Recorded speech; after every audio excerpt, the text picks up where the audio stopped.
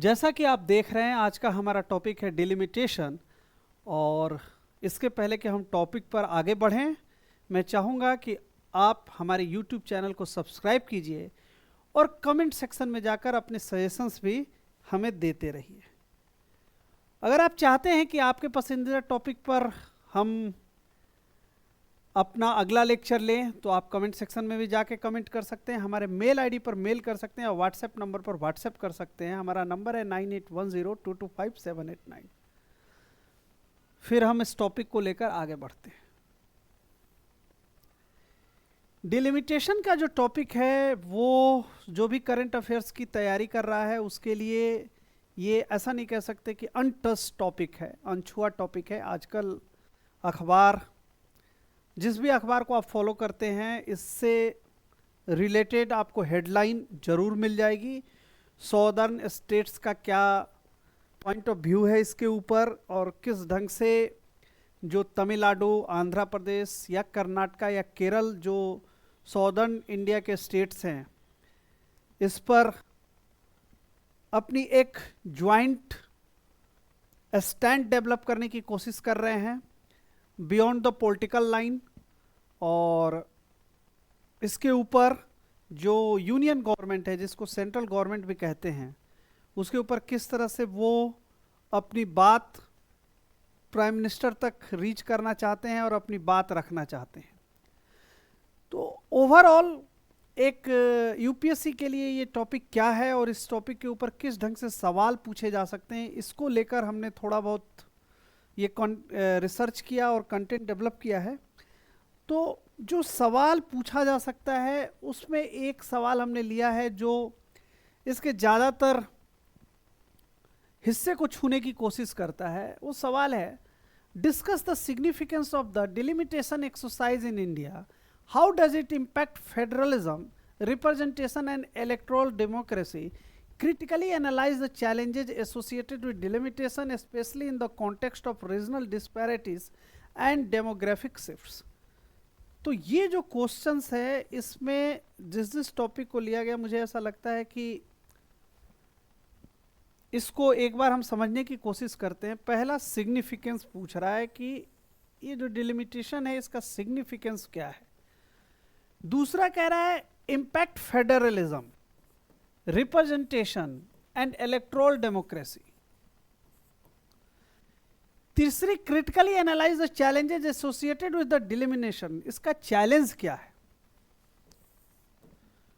Specially in the context of regional disparities, ये क्या चीज है, एंड डेमोग्राफिक शिफ्ट्स। मैं इस क्वेश्चन से ही आपको सिग्निफिकेंस कहां से आता है, इसका सिग्निफिकेंस क्या है, और इलेक्टोरल डेमोक्रेसी क्या है। तो भाई, जब हम इलेक्टोरल डेमोक्रेसी में रहते हैं, तो वहां का सबसे बड़ी चीज है वन वोट और वन वैल्यू। ये चीज यहां पर सिग्निफिकेंस और इलेक्टोरल डेमोक्रेसी, मतलब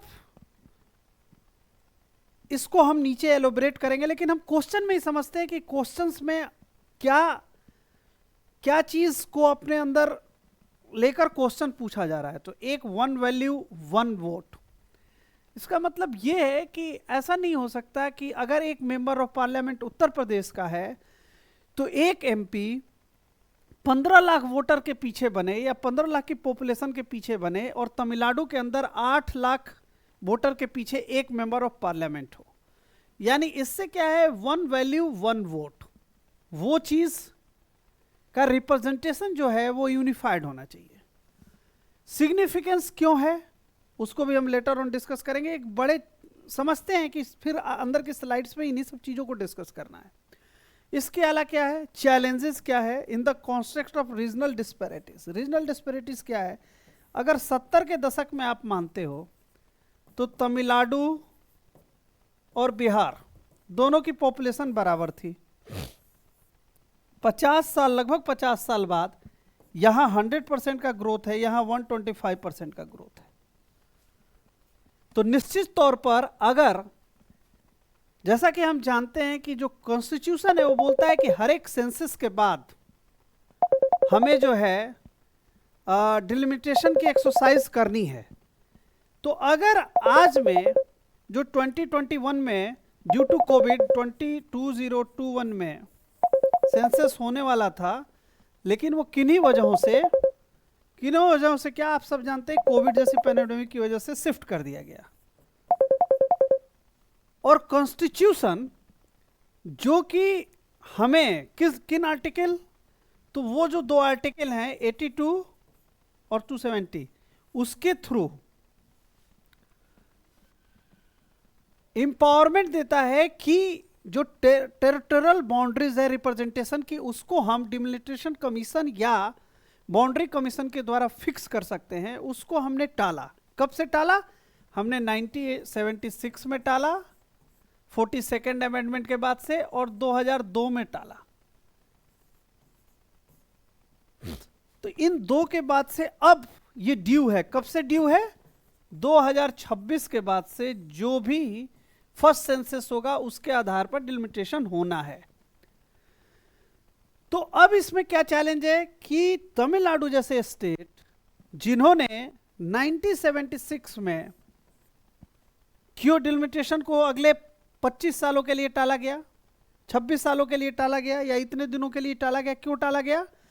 क्योंकि जो पॉलिसी ऑप्ट की गई पॉपुलेशन कंट्रोल की, उस पर तमिलनाडु ने बहुत अच्छा परफॉर्म किया, और उसने हिंदी बेल्ट के राज्यों के मुकाबले सॉदर्न स्टेट्स ने पॉपुलेशन में अगर 100% का ग्रोथ है, इस तमिलनाडु के साथ आप केरला भी जोड़ सकते हो, कर्नाटका भी जोड़ सकते हो, और आंध्र प्रदेश भी जोड़ सकते हो, और इधर हिंदी पट्टी के देश में Bihar, UP, MP plus Rajasthan जोड़ सकते हो।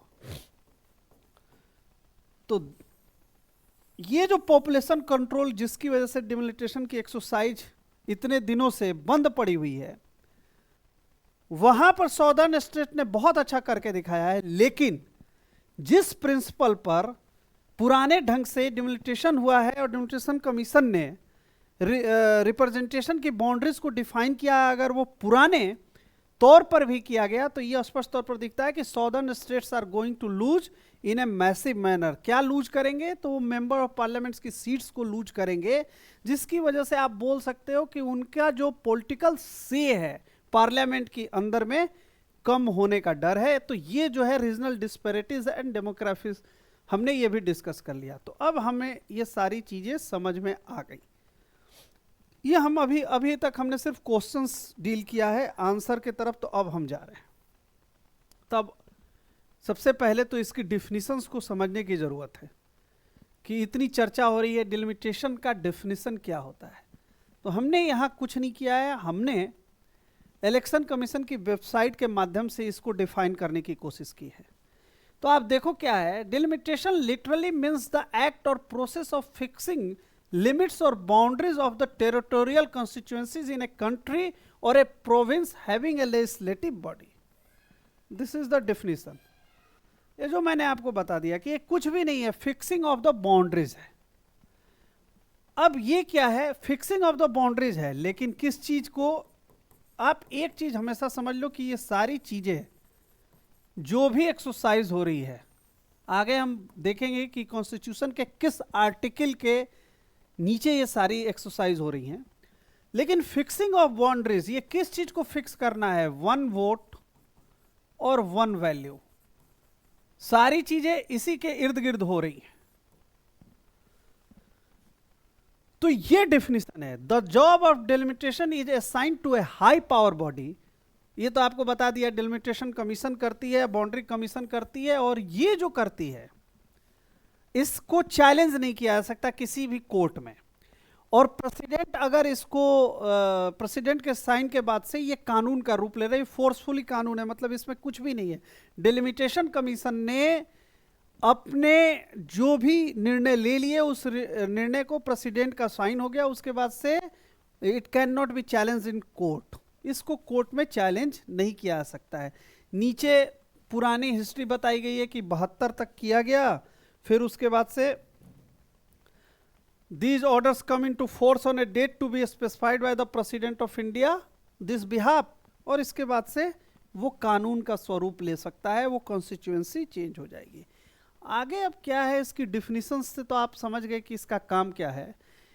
इसके साथ साथ ये एक बड़ा नोटेबल काम है, और इस काम को, इस चीज को आपको समझना पड़ेगा कि शेड्यूल्ड कास्ट और शेड्यूल्ड ट्राइब के लिए जो सीटें रिजर्व होती है वो भी यहीं से होती है, डिलिमिटेशन के एक्सरसाइज के दौरान ही होती है, वो नोटिफाई की जाती है।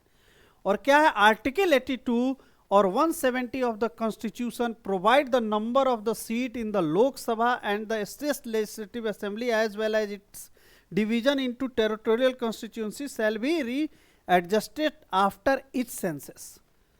तो ये अब देखो, यहाँ हमने इस क्वेश्चंस को जो क्वेश्चन लिया था वो सीधे डिलिमिटेशन के एक्सरसाइज के ऊपर लिया था, लेकिन इस क्वेश्चंस को पॉलिटी में भी लिया जा सकता है कि कॉन्स्टिट्यूशन का आर्टिकल 82 और 170 किस प्रकार से गवर्नमेंट को एम्पावर करता है। It empower central government to go for the delimitation exercise. और उसमें यह भी कह सकता है कि कानूनी मान्यता क्या है कि once the delimitation commission has fix the territorial boundaries it is not challengeable in the court. तो जो कॉन्स्टिट्यूशन का 82 और 170 है उसको लेकर क्या मतलब किस प्रकार से नए परसीमन कानून या नई परसीमन नीति के लिए एम्पावर करता है गवर्नमेंट को, और उसको लेकर क्या चैलेंजेस हैं और किस ढंग से। तो ये एक पॉलिटी का भी हिस्सा हो सकता है, और प्रीलिम्स में भी 82 और 170 को समझना पड़ेगा। इसलिए मैं थोड़ा इसको एलोबरेट करके समझा रहा हूं, क्योंकि ये भी पूछा जा सकता है कि आर्टिकल 82 में, निम्नलिखित कथनों में, आर्टिकल 82 में ये बातें सही हैं, ये बातें गलत हैं। तो ये समझना पड़ेगा कि उसको थोड़ा अच्छे से पढ़ने का कि आर्टिकल 82 और 72 है क्या। तो सबसे पहले हम आर्टिकल 82 इन द कॉन्स्टिट्यूशन करते हैं। वो क्या है आर्टिकल 82 कॉन्स्टिट्यूशन का? Readjustment after each census. क्या है? Readjustment after each census. तो अब ईच सेंसस का क्या मतलब है?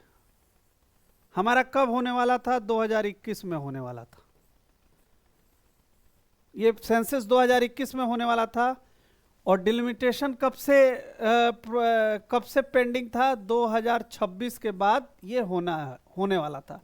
कि यानी 2026 के बाद कोई भी सेंसस होगा तो वो सेंसस के बाद से डिलिमिटेशन नोटिफाई होगा, इंपैक्ट में आएगा। लेकिन कोविड की वजह से 2021 का हुआ नहीं है। तो अगर 2021 का हुआ रहता तो नेक्स्ट कब होता? 2031 में होता।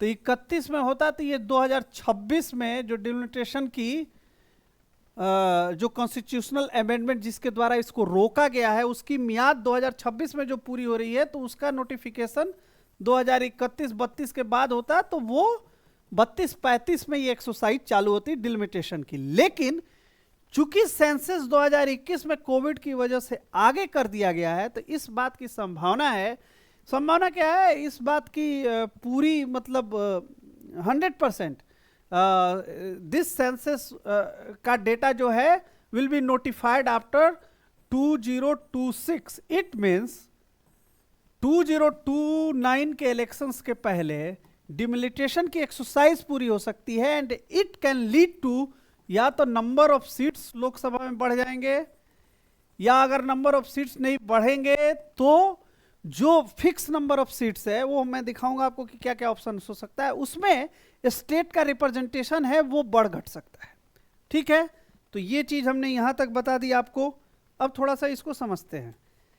तो upon the completion of each census, the allocation of seats in the House of the People to the states and the division of each state into territorial constituencies shall be readjusted by such authority in such a manner as Parliament may be law determine। इसमें एक ही चीज है, इसमें जो पूरी चीज बताई गई है कि जो एग्जिस्टिंग है, मतलब कहने का मतलब क्या है कि जो अभी की लोकसभा है वो कब से कब तक की है? वो 2024 से लेकर 29 तक की है। अगर हमने 2026 में सेंसस के डेटा पब्लिश किए और 2027 में डिमोलिटेशन कमीशन बनाया और उन्होंने 2028 में डेटा दे दिया और 2029 में उसके हिसाब से इलेक्शन हो रहा है या 28 में, तो जो एग्जिस्टिंग असेंबलीज हैं या पार्लियामेंट है उसके ऊपर कोई असर नहीं होता है। वो नया मॉडिफिकेशन अपकमिंग इलेक्शंस के साथ ही होता है और उसमें प्रेसिडेंट जो साइन करते हैं देयर इज क्लियर कट कि it will get into the impact only after this. Existing पर इसका कोई रोल नहीं है। दूसरी चीज क्या है, कॉन्स्टिट्यूशन एग्जिस्टिंग बिफोर सच रीएडजस्टमेंट, कोई मतलब नहीं है। अब इसके आगे चलते हैं। दूसरा क्या है, अब ये चीज मैंने डिस्कस करके बता दी कि जो रिलेवेंट फिगर है 2026 के बाद पब्लिश्ड होगा तो उसके बाद से ही एडजस्टमेंट हो सकता है, उसके पहले एडजस्टमेंट करने का कोई मतलब नहीं है। आर्टिकल 170 जो चीज वो स्टेट्स को लेकर कहता है कि subject to the provisions of the article 333 the legislative assembly of each state shall consistent of not more than 500 seats और नॉट लेस देन 60 सीट्स। तो ये स्टेट असेंबली को कवर करता है आर्टिकल 170 और इसमें कहता है कि each state shall be divided into the territorial constituency such a manner, ये देखना, such a manner that the ratio between the population of each constituencies and the number of seats allotted it to it shall so far as the practicable the same throughout the state। मतलब one vote one value, इस चीज को पालन किया जा रहा है। और वो कह रहा है explanation in this clauses the expression population का जो मतलब है उसको, और ये भी बताता है कि वो एग्जिस्टिंग में नहीं होगा, एग्जिस्टिंग सीट पर नहीं होने वाला। Upon the completion of each census the total number of seats in the legislative each state and the division of each state in the territorial constituencies shall be readjusted by such authority in such a parliament may be law. और इसमें यही है कि existing assembly में यह लागू नहीं होगा, अपकमिंग डेज से होगा। तो दो चीजें अब इसमें क्या है जो 2026 में आने वाला है ये। अच्छा, अब बात यह है कि 1976 में इसको पॉज किया गया। तो क्यों पॉज किया गया?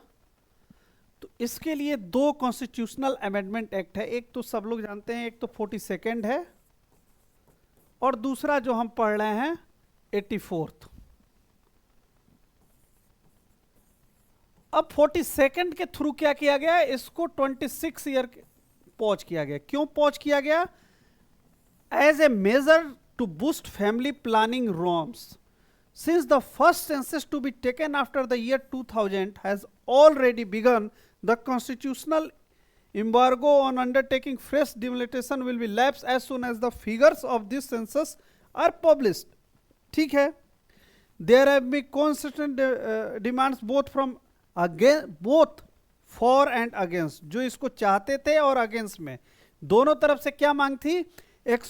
Undertaking the exercise of fresh delimitation, keeping in the view the progress of family planning programs in a different parts of the country, the government as part of the national population policy strategy recently decided to extend the current freeze on undertaking fresh delimitation up to the year 2026 as a motivational measure to enable the state government to pursue the agenda for the population stabilization। अब आप समझो, national agenda, ऐसा नहीं है कि this thing is only related to politics.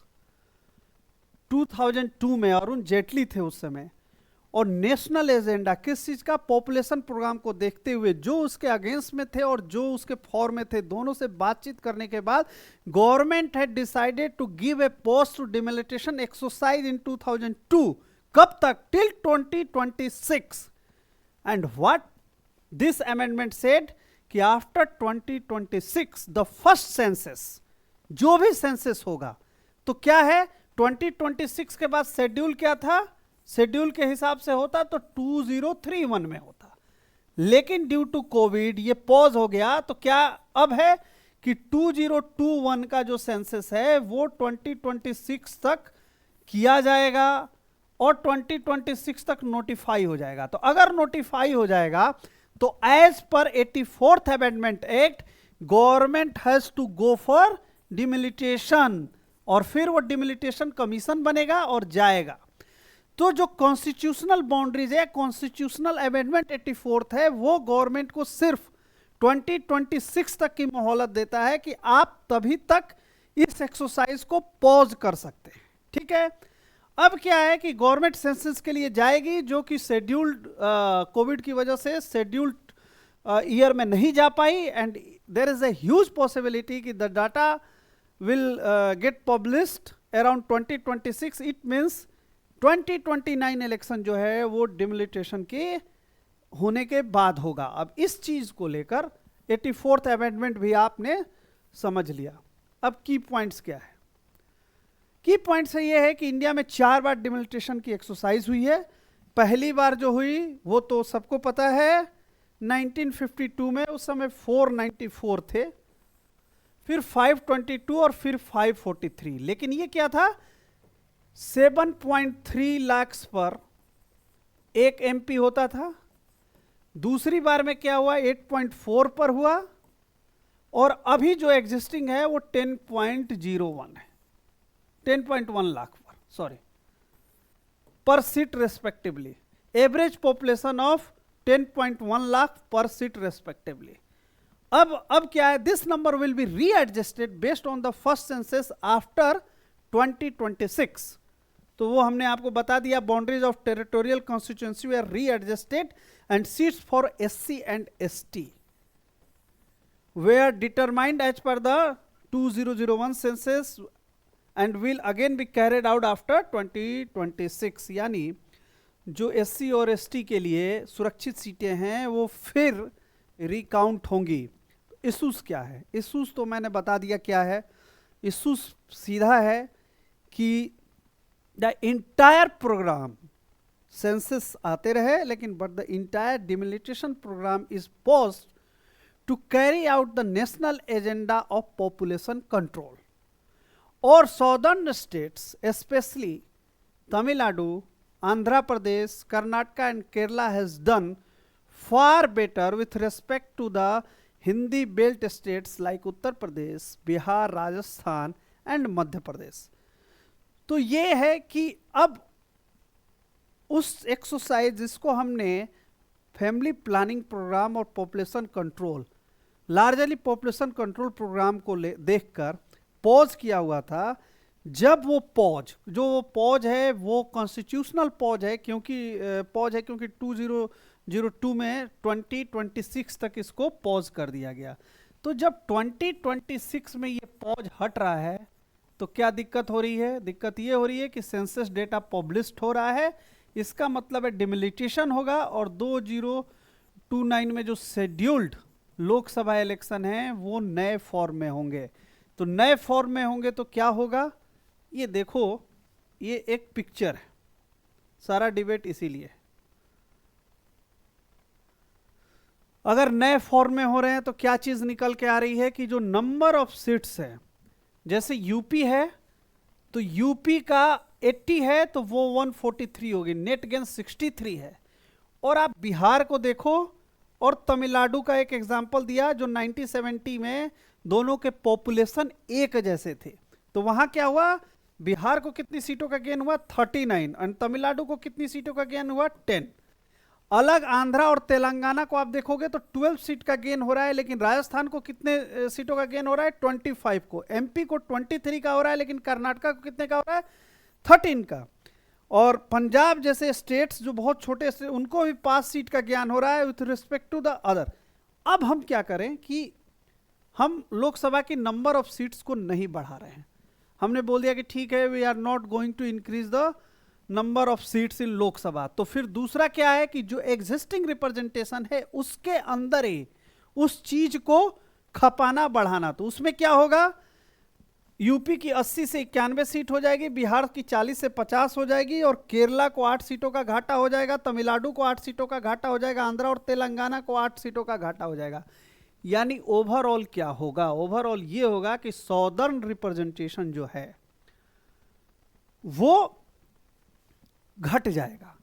और उन states का कहना है कि क्यों घट जाएगा, तो उनको ये कहना है कि the pause initiated to implement the program of population control, and we have done better with respect to the Hindi belt, और उसकी सजा हमें मिले कि हमारा लोकसभा में रिप्रेजेंटेशन कम हो जाए। तो इसको लेकर बहुत तरीके से डिबेट है, और इस डिबेट में सॉदर्न स्टेट का कहना है कि नहीं, अगर हमारा रिप्रेजेंटेशन कम होगा तो हमारी पॉलिटिकल वॉइस कमजोर होगी, और जो फेडरल स्ट्रक्चर है जिसमें स्ट्रॉन्ग यूनियन गवर्नमेंट के साथ स्ट्रॉन्ग स्टेट गवर्नमेंट की परिकल्पना है, और जो लिस्ट है हमारे यहाँ तो टोटल तरह से पावर डिस्ट्रीब्यूशन है कि किस सब्जेक्ट में सेंट्रल ये कौन सी सेंट्रल लिस्ट है, कौन सी स्टेट लिस्ट है और कौन सी कॉन्करेंट लिस्ट है। इसके लिए आप मेरा लेक्चर इंडियन कॉन्स्टिट्यूशन 75 ईयर्स देख सकते हैं। थोड़ा सा मैं 2 मिनट का आपका समय लूंगा। एक्चुअल में जो लेक्चर्स हैं ना, मेरे एक कड़ी के ऊपर दूसरी है, दूसरी कड़ी के ऊपर तीसरी है, तीसरी कड़ी के ऊपर चौथी है। तो अगर आप सारे लेक्चर्स देखेंगे ना तो आपको समझ में आएगा कि कौन सा लेक्चर की कौन सी चीज अगले लेक्चर्स में इंप्लीमेंट हो रही है। ठीक है, तो ये सॉदर्न स्टेट्स की यही पेन है और यही प्रॉब्लम है। लेकिन अगर हम डिमिलिटेशन को 50 सालों तक नहीं कर रहे हैं, लगभग 50 साल होने को आ गए, अगर हम नहीं कर रहे हैं, मतलब 76 के करीब ये आखिरी बार पहले बार पहुंच किया गया, फिर 2002 के करीब पहुंच किया गया। तो अगर हम नहीं करते हैं तो ऐसा क्या तरीका, मतलब वो रिप्रेजेंटेशन के लिए, इक्वल रिप्रेजेंटेशन की थ्योरी को वो इंप्लीमेंट नहीं करता है। और किसी भी जहां पर डेमोक्रेसी है और इलेक्टोरल डेमोक्रेसी है, वहां पर 1 वोट 1 वैल्यू के सिद्धांत की बड़ी कीमत है। अगर वो सिद्धांत, वो प्रिंसिपल हम नहीं लागू कर पा रहे हैं इन लॉज, तो इट मीन्स कि we are not justifying every voices. कैसे, वो आगे हम डिस्कस करेंगे। लेकिन मेथड ऑफ इक्वल प्रोपोर्शन दूसरे दुनिया के देश क्या कर रहे हैं उसको थोड़ा हम समझने की कोशिश कर रहे हैं। तो एक यूएसए में है मेथड ऑफ इक्वल प्रोपोर्शन। उसमें क्या करता है कि federation like the US, the number of seats in the house representative has been capped at 435 in 1913 में उन्होंने क्या किया कि नंबर ऑफ सीट्स को कैप कर दिया।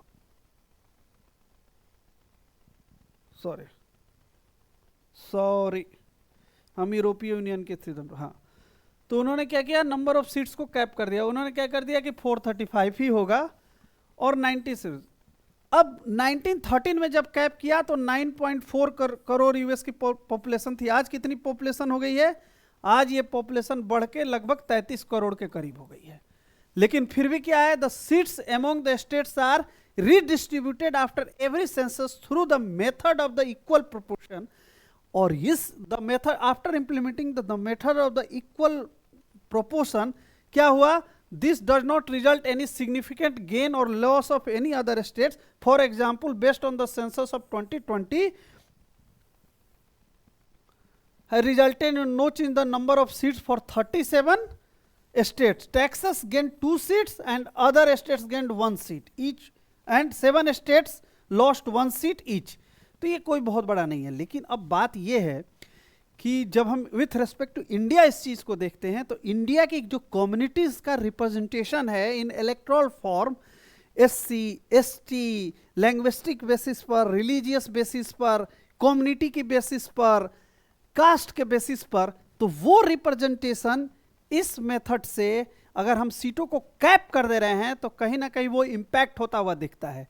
किस टर्म्स में दिखता है? मान लो SC पॉपुलेशन ज्यादा है या डिमिलिटेशन की एक्सरसाइज की जाए तो मान लीजिए कि हमने कैपिंग कर दी नंबर ऑफ सीट्स की, और एक कॉन्स्टिट्यूएंसी जिसमें SC ST पहले से ही ज्यादा हैं और वो बढ़ गए, तो जहां उनके लिए 3 सीटें चाहिए, मतलब we need to increase the number of SC सीटेज और ST सीटेज मोर देन, मतलब जितनी रिजर्व है उससे ज़्यादा चाहिए उनके पॉपुलेशन ग्रोथ की वजह से, क्योंकि उनकी अपनी समस्याएं हैं, उनको उस अलग अलग समस्याओं पर ध्यान देने के लिए इक्वल रिप्रेजेंटेशन चाहिए। एक रिप्रेजेंटेटिव के पास ज़्यादा वर्कलोड नहीं चाहिए, तो उनके साथ जस्टिफिकेशन नहीं होगा। तो ये यूएस का जो स्वभाव है वो जैसा देश वैसा वेश के हिसाब से है। इसी तरह यूरोपीय यूनियन का भी है प्रिंसिपल ऑफ डिग्रेसिव प्रोपोर्शनैलिटी। इसमें कहता है कि यू पार्लियामेंट है 720 नंबर्स का है और डिवाइडेड बिटवीन 27 मेंबर, और डिग्रेसिव प्रोपोर्शनलिटी है, वो पॉपुलेशन जो है उसके हिसाब से डिवाइड कर देते हैं। जैसे डेनमार्क है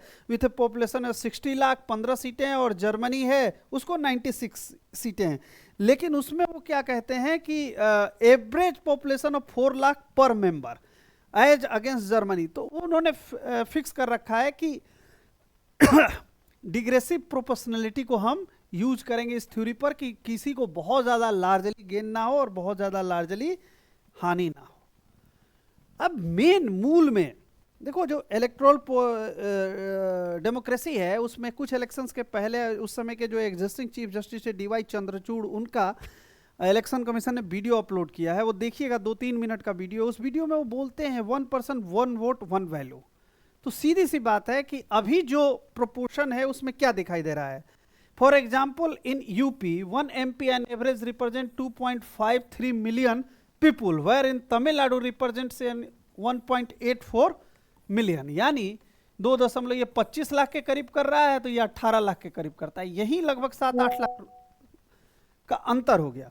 दूसरा क्या है, the qualitative dilation of vote value party can be used as a tool to sideline to make insignificant the votes of minorities। वो कैसे हो सकता है, वो 3 ways से हो सकता है। क्या, माइनॉरिटी वोट यहाँ है तो इसको 3 कंस्टिट्यूंसी में डिवाइड कर दो। दूसरा है कि माइनॉरिटी वोट या कोई भी वोट, किसी भी वोट को, SC ST किसी भी वोट को, उसको 3 कंस्टिट्यूंसी में डिवाइड कर दिए तो वो कहीं भी जीतने के लायक की स्थिति में नहीं रहेगा। दूसरी क्या कंडीशन है कि पूरा कंसंट्रेट करके एक ही कंस्टिट्यूंसी बना दिए। तीसरा क्या है कि आप कुछ भी नहीं करो। Third is packing where minority are packed with in a few constituencies, कुछ कॉन्स्टिट्यूंसी में पैक कर दो। तो इससे क्या होगा, मान लो इंटायर पॉपुलेशन 140 करोड़ है, इसमें मान लो माइनॉरिटी पॉपुलेशन 14% है, SC ST का पॉपुलेशन 20% इस तरह से मान लिया आपने, लेकिन रिप्रेजेंटेशन में वो रेप्लिकेट ही नहीं करेगा। तो भाई प्रॉब्लम कहाँ है, देश को आगे ले जाना है, तो आगे ले जाने के लिए इकोनॉमिक डेवलपमेंट चाहिए, इकोनॉमिक डेवलपमेंट के लिए रिप्रेजेंटेशन चाहिए। भाई अगर SC ST कम्युनिटी का, जैसे मैं झारखंड जैसे स्टेट की बात कर रहा हूँ, वहाँ SC ST कम्युनिटी है या ट्राइबल कम्युनिटी कहीं पर भी, उसका रिप्रेजेंटेशन अगर पार्लियामेंट के अंदर नहीं है तो उनकी प्रॉब्लम्स को उठाएगा कौन। और अगर उनका रिप्रेजेंटेशन लोअर डाउन होगा तो भाई दूसरे जिसका अपर रिप्रेजेंटेशन है उनकी प्रॉब्लम्स ज्यादा उठती है। तो इसकी वजह से political equality in liberal democracies is not only about equality of opportunity to participate in the political decision making process, but also about carrying a vote value that is equal to that of the other members of the community। According to the legal scholar, ये कार्लन का है, the right of the vote can be dilated quantitatively and qualitatively by redrawing the boundaries of the constituency in the electoral system। quantitative dilution, तो ये theory है, ये जो चीज मैं बार बार बोल रहा हूं वो वही है। तो इसका क्या मतलब है, इसका मतलब ये है कि की फैक्ट्स क्या निकल के आ रहा है कि एक तो ये है कि Indian population is grown by more than 150% in 1978, but the growth has not been evenly spread across the country. Population growth जो है पूरी दुनिया में, पूरे देश में एक जैसा नहीं हुआ है। अब दिखा है 5 most polluted northern states where the growth was much faster, और साउदर्न स्टेट्स, यही मैं बात कर रहा हूं। अब ये 5 डिकेड से फ्रीज है, तो ये क्या होगा अगर आप मान लो इसको 10 साल के लिए टाल भी दे रहे हो, तो ये 150% का जो ग्रोथ है,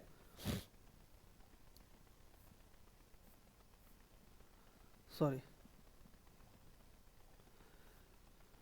अगर आपने इसको टाल दिया, मान लो इसको कितने दिन के लिए टाल दिया, मान लो आपने अगले 10 साल के लिए और डाल दिया, तो ये इशू जो है इक्वल रिप्रेजेंटेशन का वो कहां एड्रेस होने वाला है, उसको कभी ना कभी जाकर at any time we have to address it. तो व्हाई, मतलब अभी क्यों नहीं।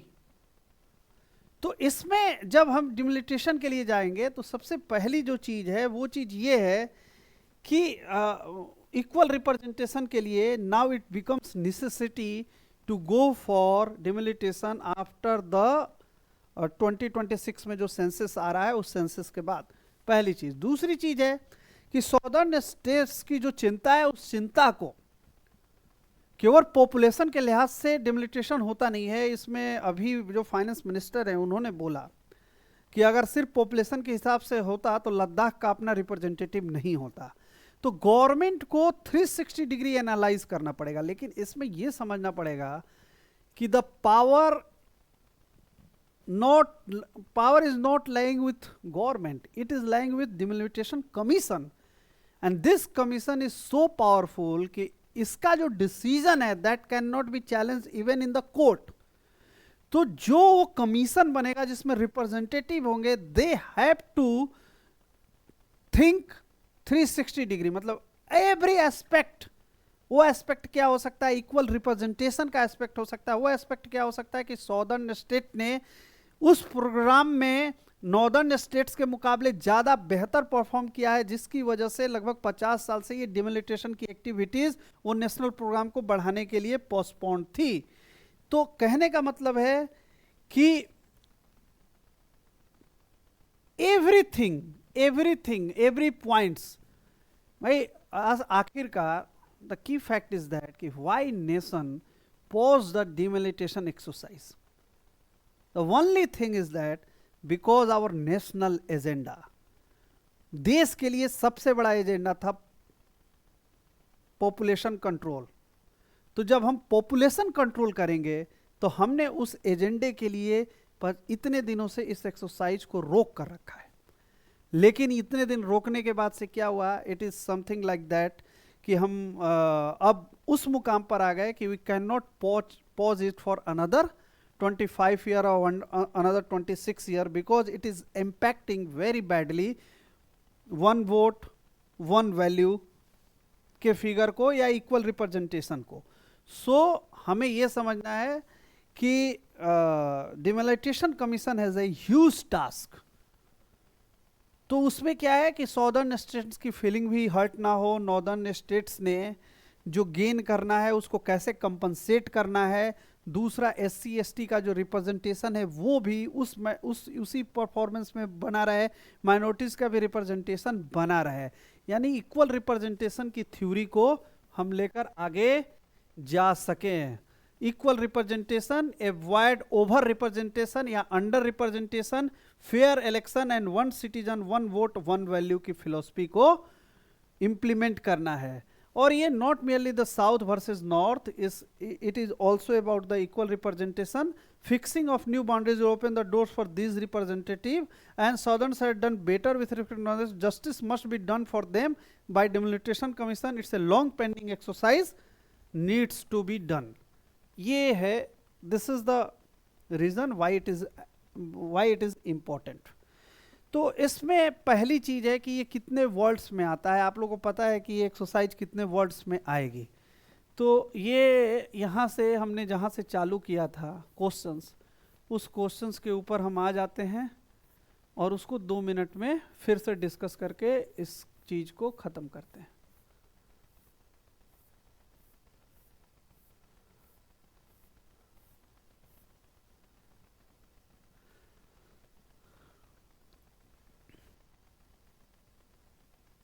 सिग्निफिकेंस अब हमारे पास आ गया, क्यों है हमने बता दिया। इक्वल रिप्रेजेंटेशन का सवाल है, one citizen one vote one value का सवाल है, ठीक है।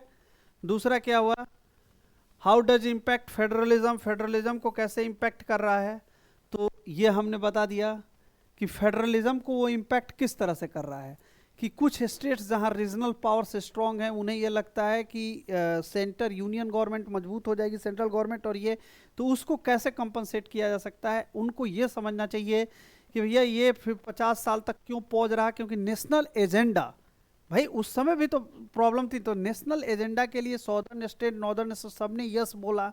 तो अब हमें यह समझना है कि इक्वल रिप्रेजेंटेशन के लिए हमें डिमिलिटेशन करना है, लेकिन ऐसे करना है कि किसी स्टेट्स को बहुत ज़्यादा गेन होता हुआ ना दिखे और किसी स्टेट को बहुत ज़्यादा नुकसान होता हुआ ना दिखे।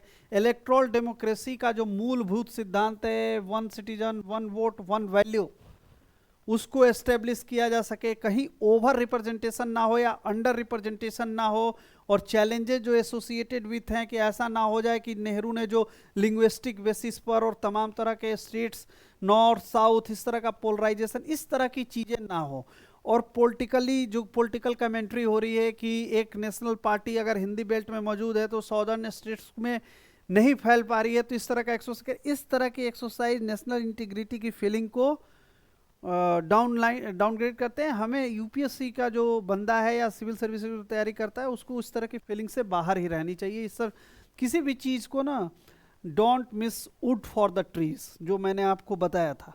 तो आपके इर्द गिर्द इतनी चीज़ें हो रही हैं कि आप उसका लार्जर पिक्चर देखो कि ये क्यों जरूरी है। एससी एसटी का रिप्रेजेंटेशन, अब पॉलिटिकल कमेंटेटर कह सकते हैं कि ये लोग कास्ट बेसिस पर जनगणना कराने की बात कर रहे हैं, लेकिन जब रिप्रेजेंटेशन की बात आ रही है तो वो पीछे हट रहे हैं। इस तरह की बहुत सारे डिबेट आएंगे, लेकिन हमें स्टिक करना है एकेडमिक चीज़ों में, कॉन्स्टिट्यूशनल चीज़ों में। कॉन्स्टिट्यूशन क्या कहता है वो आपको बता ही दिया कि किस किस आर्टिकल में, आर्टिकल 82 है और एक आर्टिकल 82 के बाद से ये है, क्या कहते हैं, स्टेट असेंबलीज का जो है 170, तो ये दोनों बता ही दिया, 82 और 170। तो इस तरह से हम इसका आंसर, हमने लगभग सारी चीज़ें बता दी। ये अगर पॉलिटी के हिसाब से आएगा तो भी बता दिया, और पॉलिटी के हिसाब से नहीं आएगा तो भी बता दिया। अब आप हमारे वीडियोस को देख रहे हैं, इसमें आपके क्या सजेशंस हैं? आप जाकर कमेंट बॉक्स में कमेंट करके देखिए, और मैं चाहूँगा आप हमें व्हाट्सएप कीजिए, और मैं चाहूँगा आप इस चैनल को सब्सक्राइब कीजिए। मैं बहुत जल्दी ही आने वाले 10-15 दिनों में क्लासरूम प्रोग्राम लॉन्च करने वाला हूँ, तो मैं चाहूँगा कि आप लोग इसमें जुड़िए।